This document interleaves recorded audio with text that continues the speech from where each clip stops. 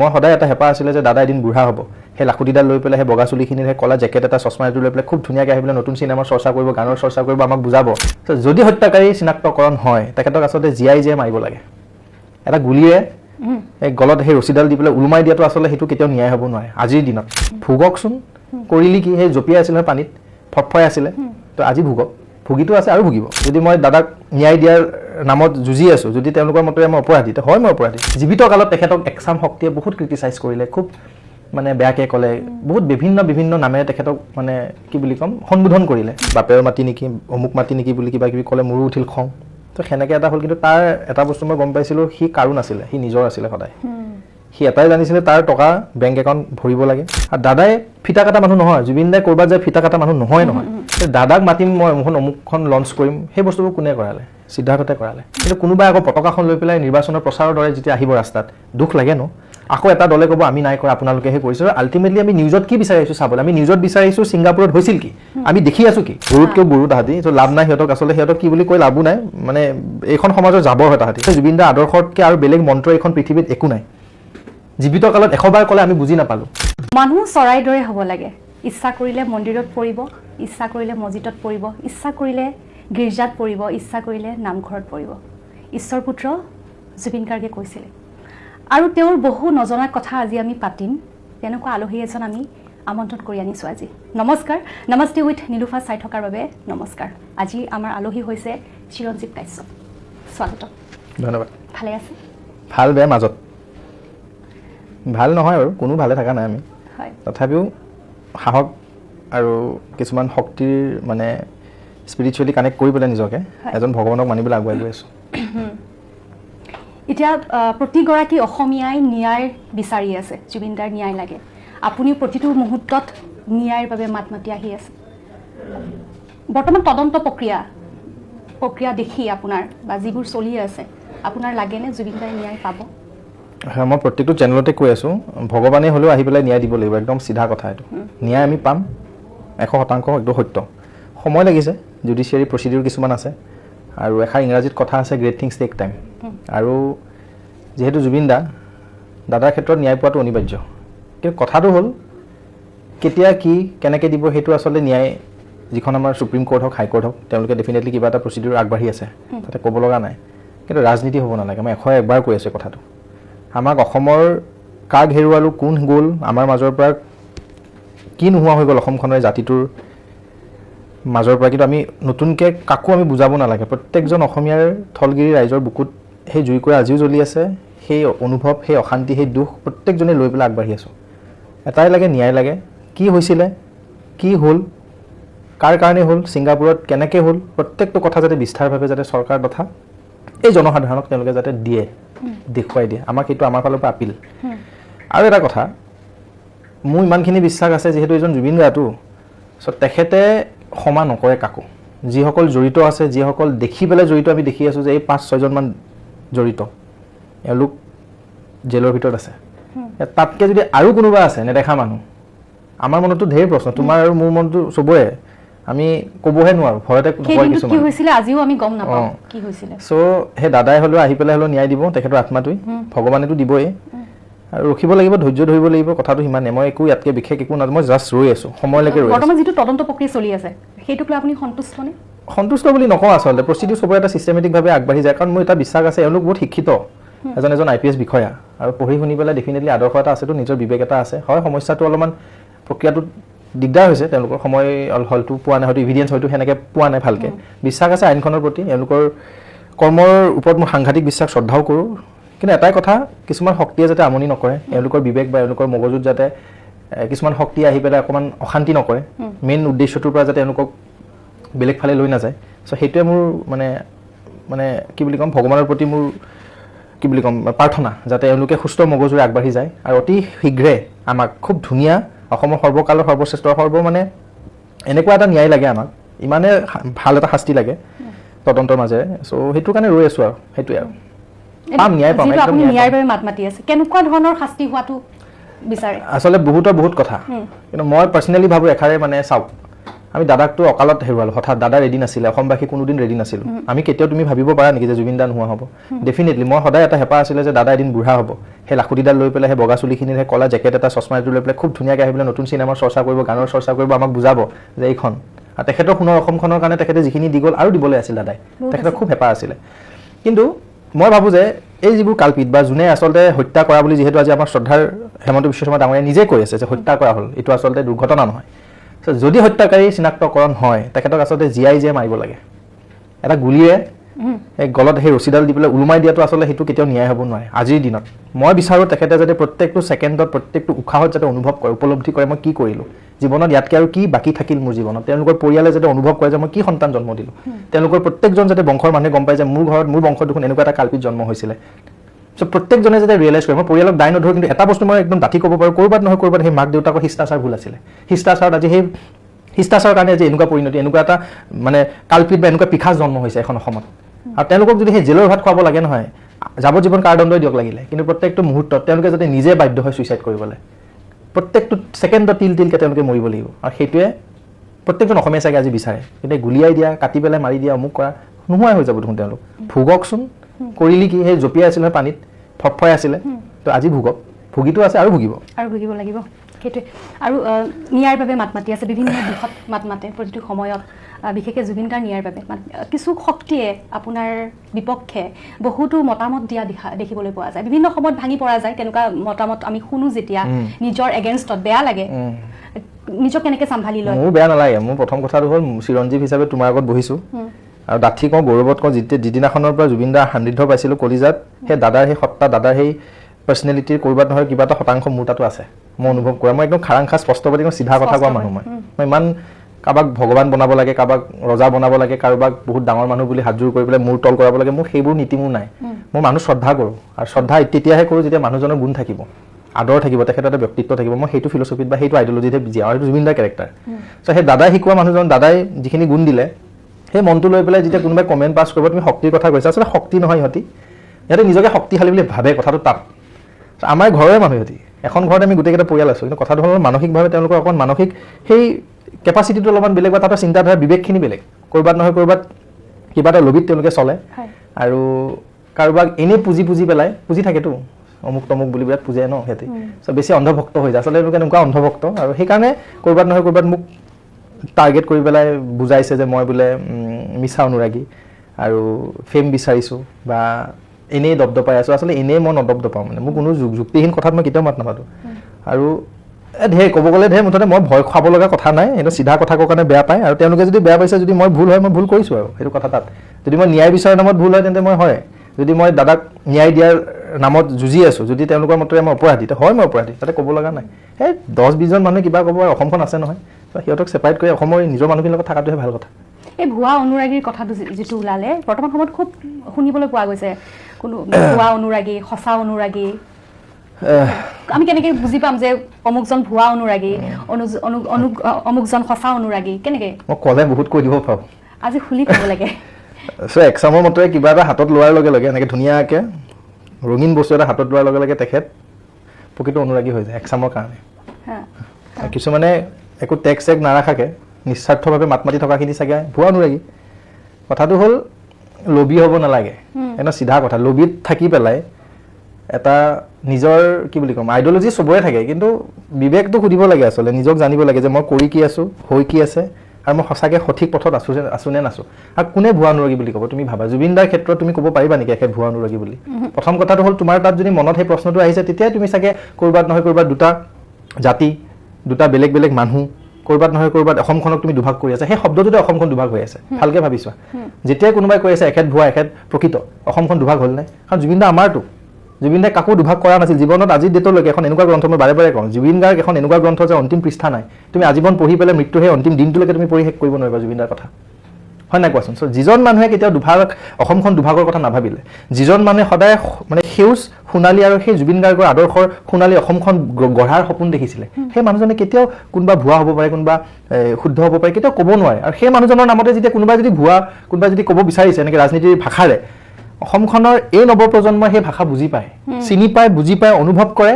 আৰু ঘেণ্টা বুলিও খাতি নকৰে একদম স্পষ্ট কথা চ' সেইটো কৰি পেলাই আমাৰ নিচিনা যুৱচামক এই নতুন নৱপ্ৰজন্মক লগতে আমাৰ মা দেউতাহঁতৰ নিচিনা মানুহ হওক কাৰণ অকল আমিয়ে নাইতো নৱপ্ৰজন্ম জুবিন যুগৰ জুবিন দেশৰ আমি নৱপ্ৰজন্ম কিন্তু এখন জুবিন দেশৰ মানুহ তো তোমাৰ মায়ো পাইছে মোৰ মায়ো পাইছে চ' বিবেক আছে আৱেগ আছে অনুভূতি আছে আৰু নিজৰ চিন্তাধাৰা এটা আছেতো চ' তাতে এনেকুৱা কথা কেতিয়াও আহি নপৰে কোনোদিন আমি একচেপ্টো নকৰোঁ কোনে কি কৈছে কিন্তু এটা কথা ঠিক আমাক এটাই লাগে ন্যায় লাগে আমাক এটাই লাগে জুবিন গাৰ্গে সত্তাটো সোণালী আখৰে আজীৱন যাতে আমি ইতিহাসত খুব ধুনীয়াকৈ লিপিবদ্ধ কৰি ৰাখিব পাৰোঁ সেইটোৱে আমাৰ প্ৰধান লক্ষ্য আৰু সেইটো অসমীয়া ধৰ্ম হ'ব লাগে আৰু সেই ধৰ্ম তুমি মানা কোনোবা শক্তি কোনোবা বতাহ কোনোবা পানী এইবোৰ মেটাৰে নকৰে একো লাভ নাই চিধা মানে মানুহ ভাল পাব লাগিব জাতিৰ জনজাতি মানে কেতিয়াও দুটা জাতি বেলেগ তিনিটা জাতি বেলেগ ভাবিব নালাগে একদম প্ৰেক্টিকেলি ভাবো জুবিন দাই কেনেকৈ ভাবে মই একদম যদি একদম সৰু সৰু একদম চিম্পল ভাষাত কৈ দিওঁ কেনেকৈ ভাবিছিলে জুবিন দাৰ মতেৰে অসমীয়া ল'ৰা ছোৱালীয়ে পঢ়িব লাগিব ডাঙৰ মানুহ হ'ব লাগিব ভাল মানুহ হ'ব লাগিব অসমীয়া জাতি অসমীয়া ভাষা অসমীয়া সাহিত্য সংস্কৃতিক আদৰ কৰি পেলাই জাতিটোৰ কাৰণে কণ্ট্ৰিবিউট কৰি পেলাই আগুৱাই যাব লাগিব লগতে তেখেতে এটাই সদায় বিচাৰিছিলে যাতে আমি কেতিয়াও জাতি মানে চিনাক্তকৰণ কৰি পেলাই তুমি মুছলমান তুমি হিন্দু তুমি বঙালী তুমি অমুক তুমি তমুক বুলি কৈ পেলাই যাতে তুমি কেতিয়াও চিনাক্তকৰণ নকৰা এটাই বিচাৰিছিলে যোনে ভুল কৰে মুছলমানো হ'ব পাৰে হিন্দুও হ'ব পাৰে ভুল সদায় ভুল আৰু ভুলক শাস্তি দিব লাগে তেখেতৰ আদৰ্শ সেইটো আছিলে আৰু এনেকৈ যদি অসমখন আজিৰ ডেটত এওঁলোকে যদি ভাবি আছে বা কোনোবা শক্তি বা কোনোবা যদি মানুহে ভাবি আছে যে আমি দুটা জাতিৰ নামত ৰাজনীতি কৰিম দুটা জাতিক আমি ভাগ কৰি পেলাই অসমখন আমি আগুৱাই লৈ যাওঁ অসমখন অলৰেডি পিছুৱাই আহিব অলৰেডি বহুত পিছুৱালে কিন্তু দাদাই যি বিচাৰিছিলে যে আমি চবেই মিলি চলিম এখন এনেকুৱা এপাত এনাজৰী সেই এনাজৰী পাতত তুমি চাবা বিভিন্ন জাতি বিভিন্ন জনগোষ্ঠী বিভিন্ন ভাষা ৰীতি নীতি তথা সাহিত্য সংস্কৃতি জীপাল হৈ আছে আৰু সেই জীপাল হৈ থকা সেই নদীখনত জুবিন দাই আজীৱন সেই নাওখন লৈ পেলাই আগুৱাই গৈ আছিল যাতে জাতিটোক আগুৱাই লৈ যাওঁ সেই জাতিটোৰ নামত মাতষাৰ নামত ভাষা সাহিত্য সংস্কৃতিৰ নামত বম্বেৰ পৰা উভতি আহিছিল যাতে অসমখন সবল সুস্থ অসম গঢ়িম আৰু সেই জীৱিত কালত তেখেতক একচাম শক্তিয়ে বহুত ক্ৰিটিচাইজ কৰিলে খুব মানে বেয়াকৈ ক'লে বহুত বিভিন্ন নামেৰে তেখেতক মানে কি বুলি ক'ম সম্বোধন কৰিলে আৰু এটা কথা ঠিক কি কৰিছে যোনে বকিছিলে যোনে বেয়াকৈ কৈছিলে তেওঁলোকনো কিমান ডাঙৰ মানুহ আজিৰ দিনত গৈ থৈতো সেই জুবিন দা সেই চিতাৰ ওচৰত আহি পেলাই কান্দিব লগা হ'লতো ভগৱান বুলি মানিব লগা হ'ল নহয় সেই চিতাখন গৈ থৈ থাপনাত পৰিণত হ'ল নহয় চ' যোনে দাদাক জ্বলাইছিলে মুখ থেকেচা সিহঁতি ভালকৈ খাইছে যোনে দাদাৰ এই জুইকুৰাক আৰু বেছিকৈ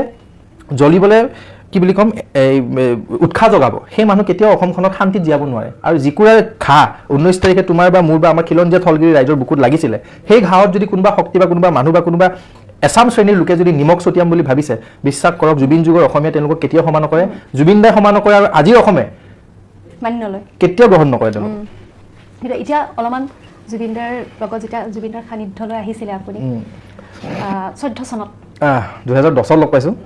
14 চনত ঢোল বজাইছিল একেলগে ঢোল নহয় আচলতে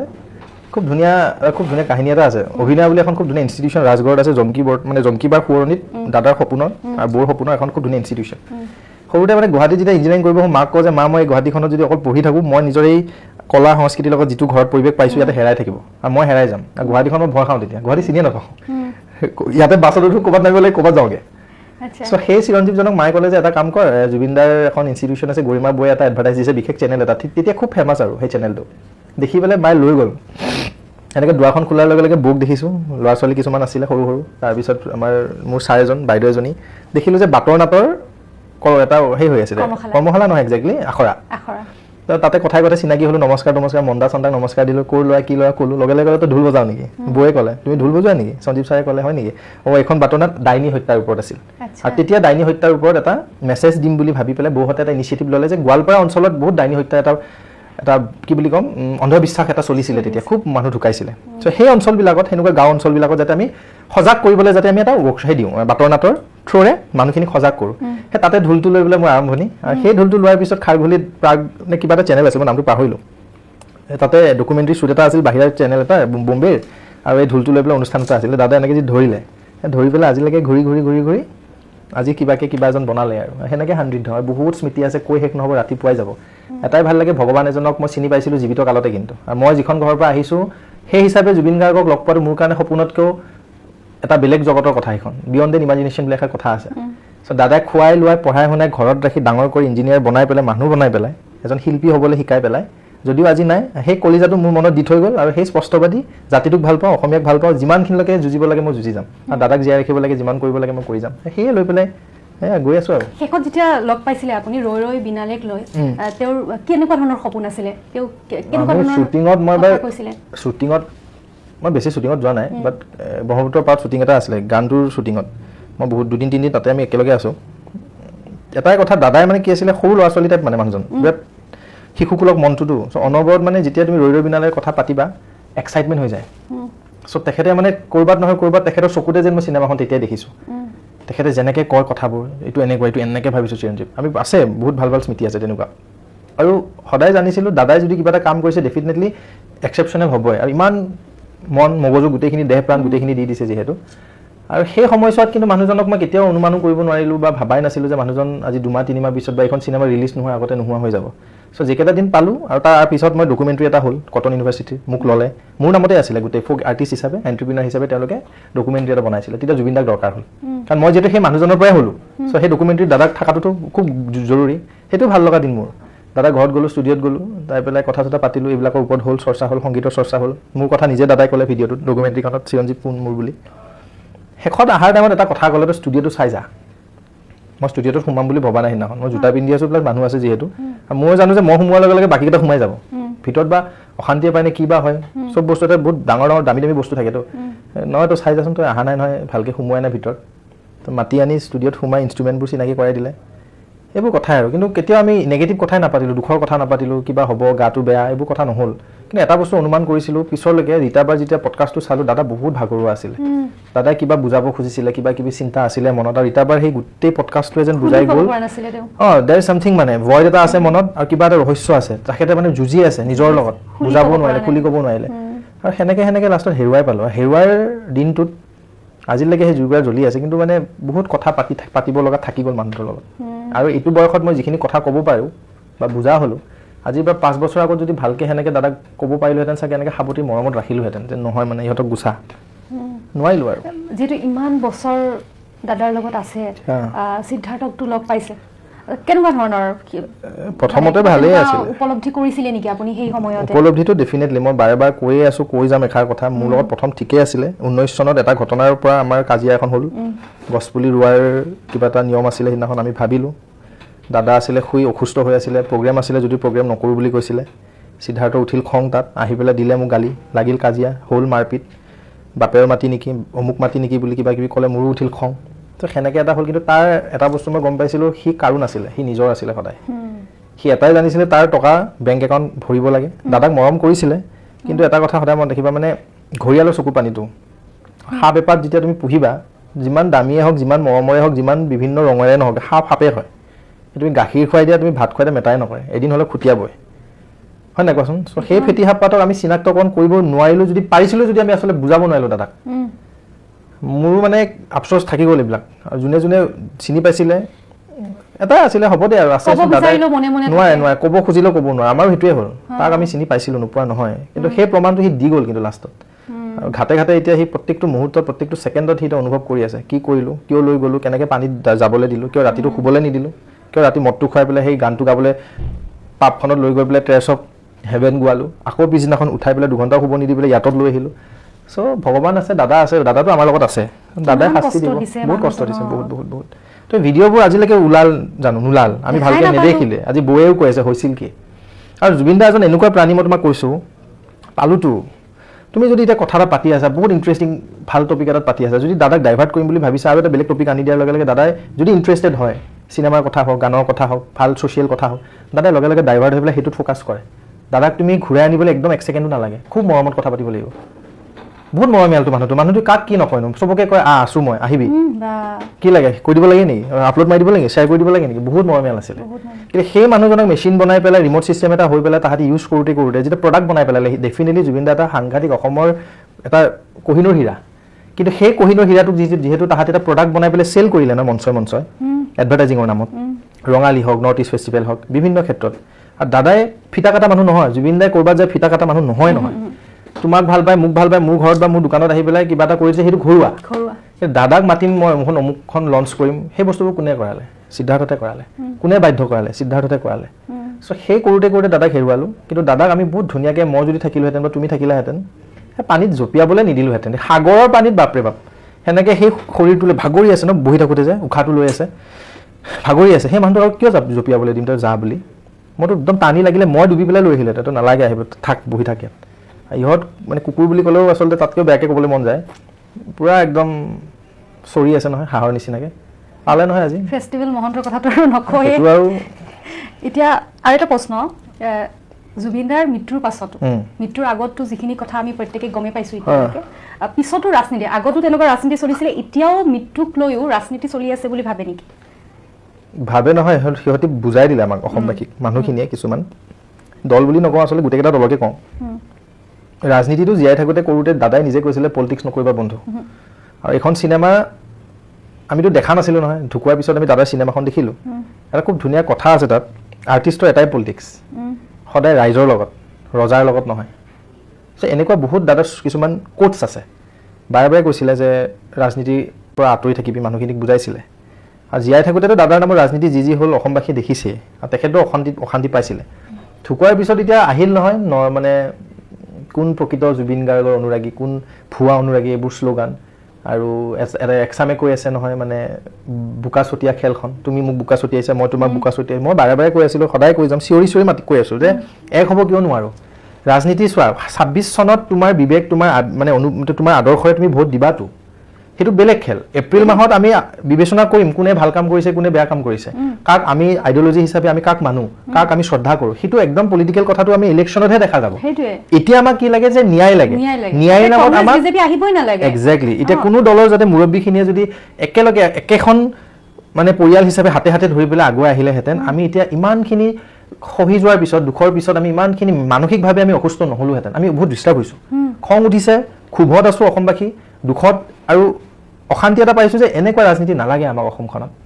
দাদা নোহোৱা হোৱাৰ পিছত আমি বাৰে বাৰে কৈছিলোঁ যে এখন সুস্থ সবল অসম হ'বলৈ আমি কিমান আগবাঢ়িব লাগে চবৰে শ্লোগান হ'ব লাগিছিল সেইটো কিন্তু কোনোবাই আকৌ পতাকাখন লৈ পেলাই নিৰ্বাচনৰ প্ৰচাৰৰ দৰে যেতিয়া আহিব ৰাস্তাত দুখ লাগে ন আকৌ এটা দলে ক'ব আমি নাই কৰা আপোনালোকেহে কৰিছে আৰু আল্টিমেটলি আমি নিউজত কি বিচাৰিছোঁ চাবলৈ আমি নিউজত বিচাৰিছোঁ ছিংগাপুৰত হৈছিল কি আমি দেখি আছোঁ কি যে মই প্ৰকৃত জুবিন অনুৰাগী এখেত ভুৱা অনুৰাগী এবাৰ এটা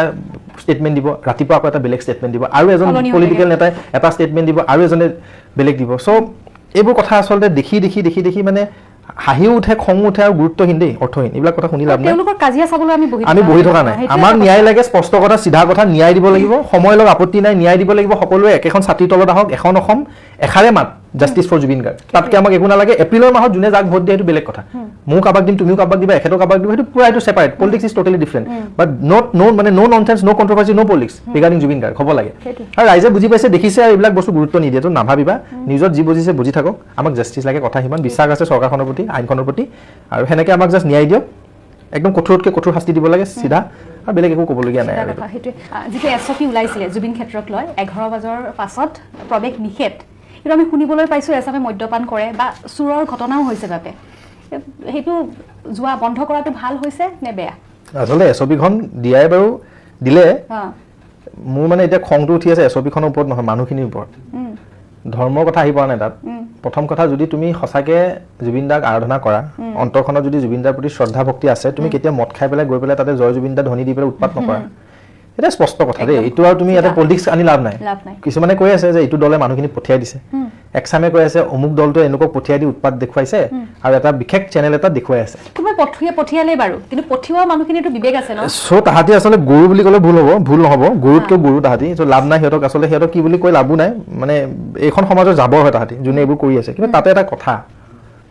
সমালোচনা কৰা নাই মোৰ বিশ্বাস এনেকৈ যদি তেওঁলোকে মানি চলে ডেফিনেটলি সেই যিটো তাতে হৈ আছে যিবোৰ পৰিৱেশ সৃষ্টি হয় ৰাতি 10টাৰ পিছত সেইটো চাফা হ'ব ক'ত হ'ব জানানে চোৱা আমি ইমান এখন ধুনীয়া চৰকাৰ পাইছোঁ আৰু অসমখনত প্ৰত্যেক বছৰে খুব ধুনীয়া ধুনীয়া পাহোৱাল ডেকা গাভৰু পুলিচ অফিচাৰ SI হওক কনষ্টেবল হৈ ওলাই আহি আছে আৰু আজিৰ পুলিচ নৱপ্ৰজন্মৰ জুবিন যুগৰ পুলিচটো তেওঁলোকে জুবিন দাৰ প্ৰতি খুব শ্ৰদ্ধা আৰু সেই প্ৰতিফলন হৈছে শ্মশান সমাধিত ঘৰত বা যি জাৰ্ণিটোত যিখিনি পুলিচ অফিচাৰ আছিলে চবেই হুকুকাই কান্দিছে দাদাৰ প্ৰতি যি জান লগাই পেলাই কাপোৰযোৰ পিন্ধি আছে ডিউটিও পালন কৰিছে দাদাক চাই হ'লেও কান্দি হ'লেও নিজকে চম্ভালিছে হয়নে মই বিচাৰিছিলোঁ কি গৃহ বিভাগটো ইমান শক্তিশালী অসম পুলিচৰ বহুত ভাল এতিয়া কনষ্টেবল হওক পুলিচ অফিচাৰ্ছ আছে আমি যিদৰে 26 জানুৱাৰী হওক 15 আগষ্ট হওক বা আমি কেতিয়াবা দেখোঁ ন ৰাস্তাই ঘাটে আমি নাকাচাকি লগাওঁ নাকাচাকি নে কি এখন কিবা এটা খেহে আছে নহয় পুলিচে যে সেইটো লগায় চ' তাতে মেচিনটো দি পেলাই আমি চাওঁ মদ্যপান কৰিছে নে নাই বা মদৰ বটল জব্দ কৰোঁ চ' আমি যদি তাতে 2খন গেট লগাওঁ বা 3খন গেট লগাওঁ এতিয়া 3টা শিফটিঙত চলি আছে 4টা বা 5টা শিফটিং কৰি দিয়া তুমি পুলিচৰ আৰু গেটেৰে যিখিনি আমাৰ এতিয়াতো এখন তীৰ্থস্থান তেওঁলোকে যেতিয়া দৰ্শন কৰিবলৈ যাব লেফ্ট চাইডেৰে তেওঁলোকে দৰ্শন কৰক এটা চাইডেৰে যাতে ৰাস্তাত চেকিং কৰি পেলাই মদৰ বটল জব্দ হওক, চাধাৰ টেমা জব্দ হওক, মুখত যদি মদৰ গোন্ধ আছে তেওঁলোকক আঁতৰাই দিয়ক। চিষ্টেমেটিকভাৱে গৈ শ্ৰদ্ধাৰে ধুনীয়াকৈ তেওঁলোকে এই কি বুলি কয় থাপনাখন ধুনীয়াকৈ চালে, সেৱা আৰাধনা কৰিলে, ধুনীয়াকৈ আকৌ এটা চাইডেদি উভতি আহিলে, তেতিয়াহ'লে তুমি ভাবা ইমান এইবোৰ পৰিস্থিতি একোৱে আহি নপৰে। তুমি যোৱাৰ লগে লগে তুমি চাবাচোন তেওঁলোকে ক'ৰ পৰা সুযোগ পাইছে। যদি পুলিচে নধৰে লাগিলে পিতা, আপত্তি নাইতো, ৰাম মানে লাঠিৰে ঠিকছে পিতা তেওঁলোকক যদি উৎপাত কৰিছে। কিন্তু ভাল মানুহে কৰিব নোৱাৰে, ডেফিনেটলি এওঁলোক এটা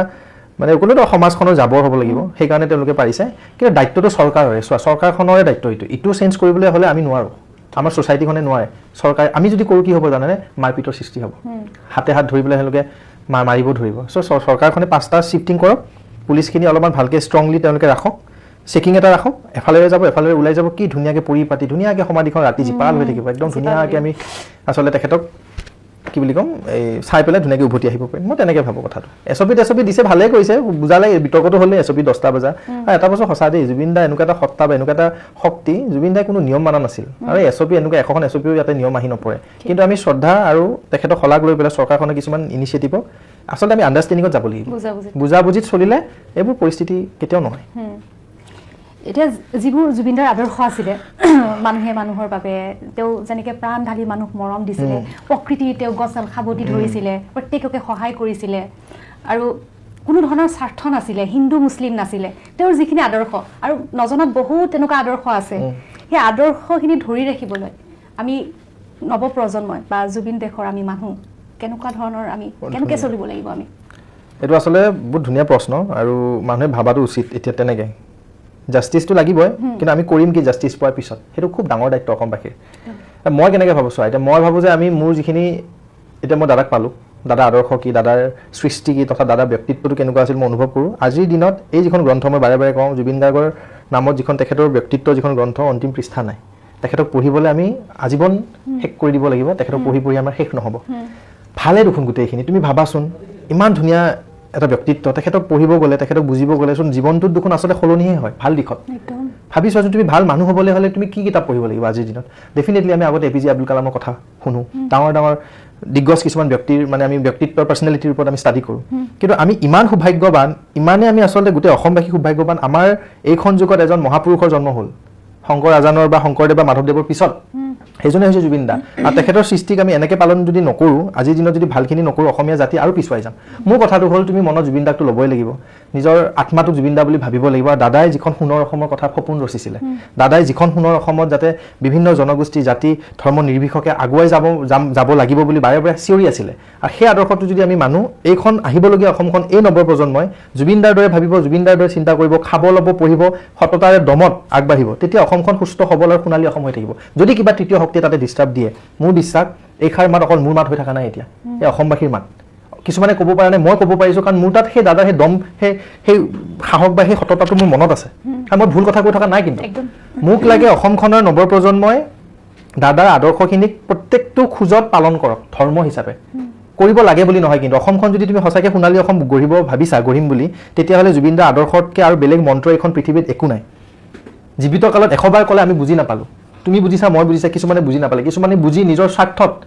তিলকে অসমখন মাৰিছে, তিলকে 2-3টা জাতিক ভাগ কৰি পেলাই তেওঁলোকে নিজৰ মুনাফাৰ কাৰণে অসমখন বেলেগ এখন অসম বনাই পেলালে। মানসিকভাৱে অসমীয়া মানুহক জুৰুলা কৰিলে, মানসিকভাৱে অসুস্থ কৰিলে। কিন্তু আমি অসমীয়া মানুহ ইম'চনেল হয়, ভয়াতুৰ হয়। এইকাৰণে ভয়াতুৰ, কাৰণ আমি ৰজা বুলি ভাবোঁ যে কিছুমানক।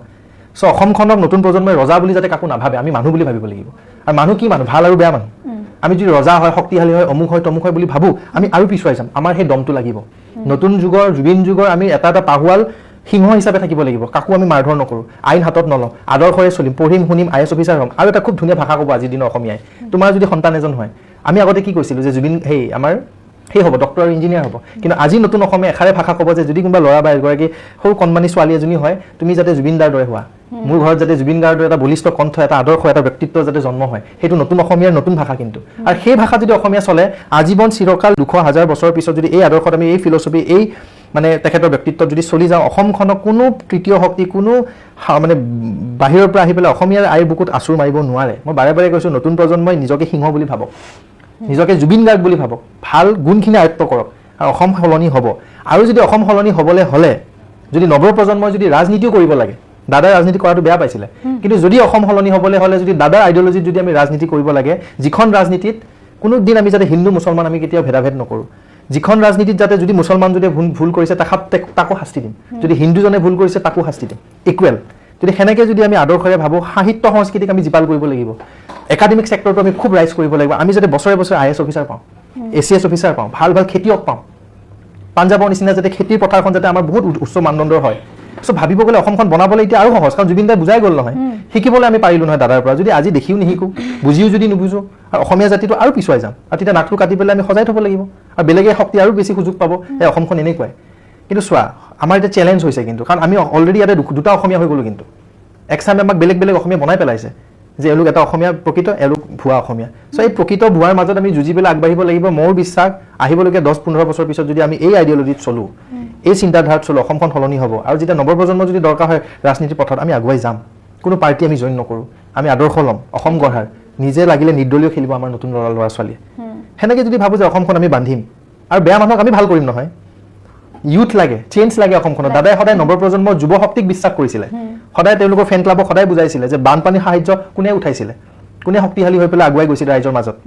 ন' ডাউট চৰকাৰে খুব ভাল ইনিচিয়েটিভ লৈছিলে, বান বনাইছে, বান দিছে, কিন্তু দাদাৰ দায়িত্ব আছিল নহয় অসমখনৰ প্ৰতি। তেখেতে সদায় ভাবিছিলে যে মোৰ জীৱনৰ আধা জীৱনে মই অসমখনৰ কাৰণে দিম। আহিছিলে সেইকাৰণে মিছন এটাত আহিছিলে, এটা এনেকুৱা শক্তি, এনেকুৱা এটা আত্মা, বিদেশী আত্মা অসমখনত জন্ম লৈছে। দায়িত্ব আছিলে যে অসমখন মই চাফা কৰিব লাগিব, নিকা কৰিব লাগিব। সেই কিবা এটা মিছনত আহি পেলাই ইমান বছৰ থাকি পেলাই কম সময়ত কি কৰা নাই দাদাই, কোনজন মানুহে কৰিছে আজিৰ ডেটত তুমি কোৱা?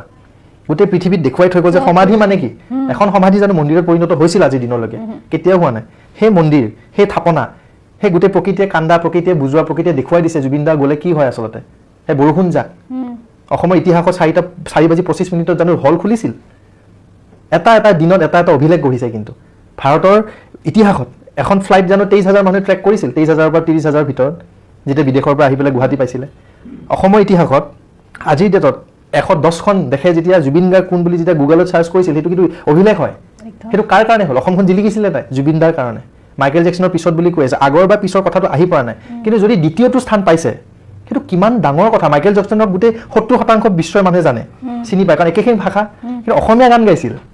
তথাপিও গোটেই বিশ্বত দবদবাই জিলিকি থাকিলে জুবিন গাৰ্গ সত্তা। চ' এইজন এলাপেচা মানুহ নহয়, আমি জানিব লাগিছিল, বুজিব লাগিছিল জীৱিত কালত। বুজিও জানিও আমি সুৰক্ষা দিব নোৱাৰিলোঁ। কিন্তু আহিবলগীয়া দিনত এই মানুহজনৰ চৰ্চা, আদৰ্শ, সৃষ্টিক যাতে জীয়াই ৰাখোঁ, সেইটো আমাৰ ধৰ্ম হ'ব লাগে। আৰু কোনোবা যদি শক্তিয়ে এই ধৰ্মটো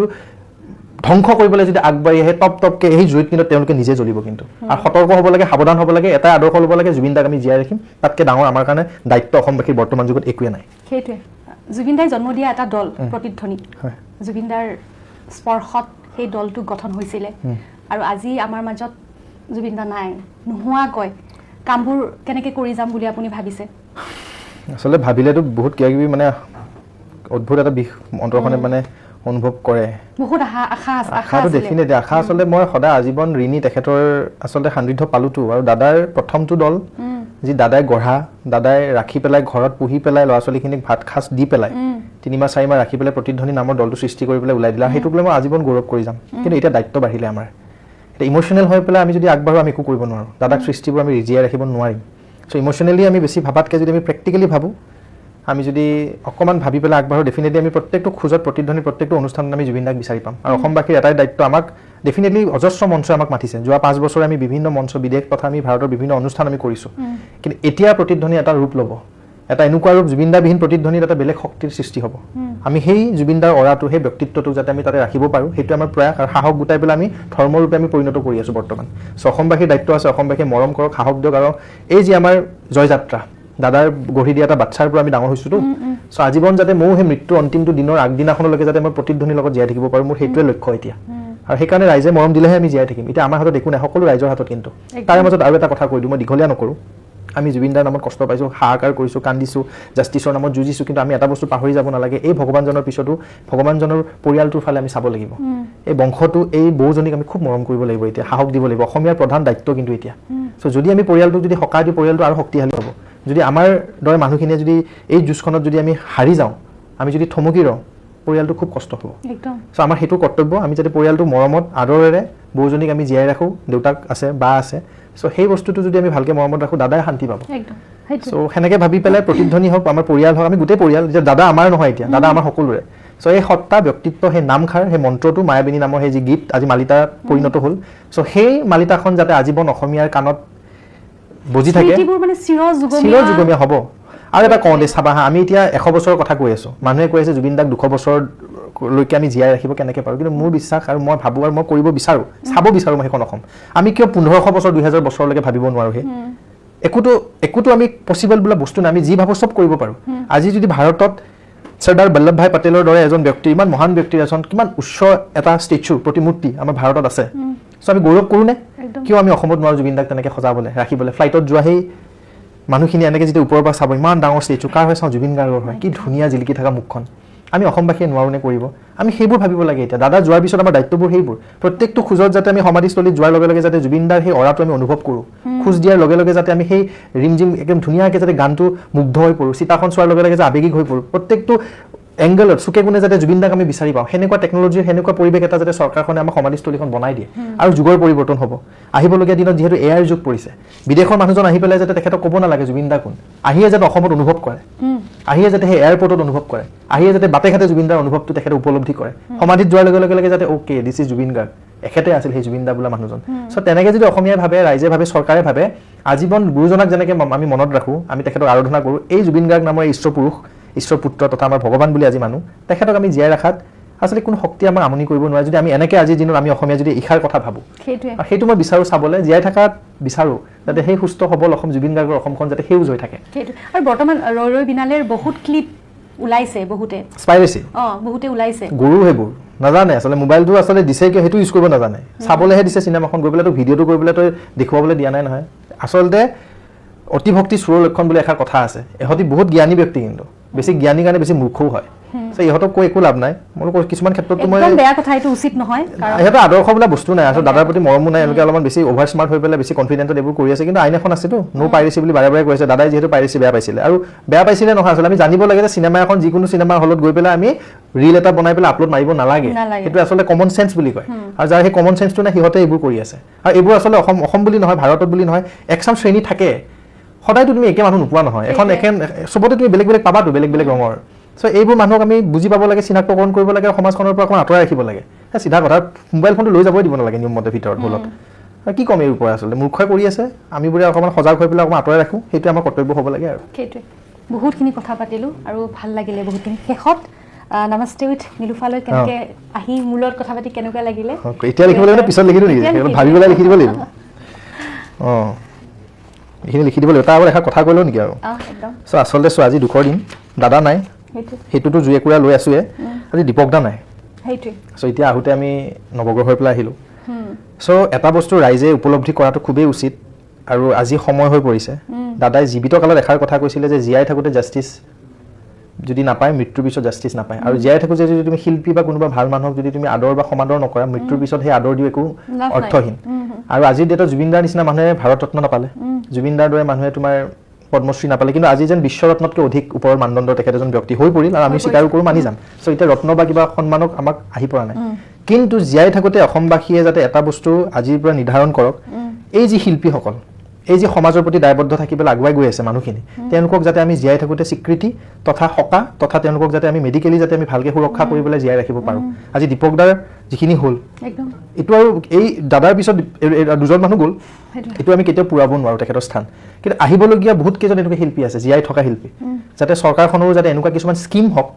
যাতে যদি মেডিকেল কিবা ছাপৰ্ট লাগে তেওঁলোকক যাতে আমি যিমান কোটি টকাই নহওক কিয় আমি যাতে ছাপৰ্টটো দি পেলাই তেখেতক জীৱিত ৰূপত সুস্থ ৰূপত যাতে আমি ওলাই আনিব পাৰোঁ হস্পিটেলৰ পৰা তেনেকৈ হ'লে কি হ'ব জানানে আদৰটো দিব পাৰোঁ তেনেকৈ হ'লে আছে ন বহুত স্কীম বনাব পাৰে কিছুমান যেনেকৈ আজি স্কীম কিমানক দিছে অসম চৰকাৰে বহুত স্কীম আছে মহিলাসকলক হওক পুৰুষসকলক হওক এগ্ৰিকালচাৰ হওক ফিচাৰী ডিপাৰ্টমেণ্টে হওক বহুত স্কীম আছে এই আৰ্টিষ্টৰ নামত আজি এখন ফিল্ম চিটি নাই আজি জ্যোতি চিত্ৰ বনোৱাৰ অৱস্থা খুবেই বেয়া